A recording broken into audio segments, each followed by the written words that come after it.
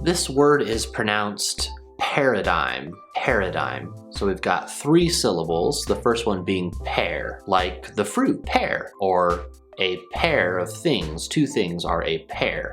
That's our first syllable, pear. Starting with the P sound and ending with the word air, like the air around me.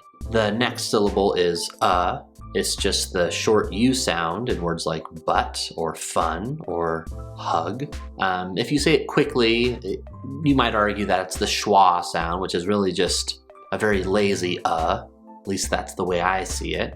Para, para, and the last syllable is dime, dime, as in the 10-cent coin in the United States. It's called a dime. Dime starting with D, then the long I sound, and then closing your mouth into the M sound. Dime, paradigm, paradigm, paradigm. I don't use the word paradigm all that much, but when I was in grad school, I remember a lot of my professors were talking about a paradigm shift in English education. When did you first encounter the word paradigm?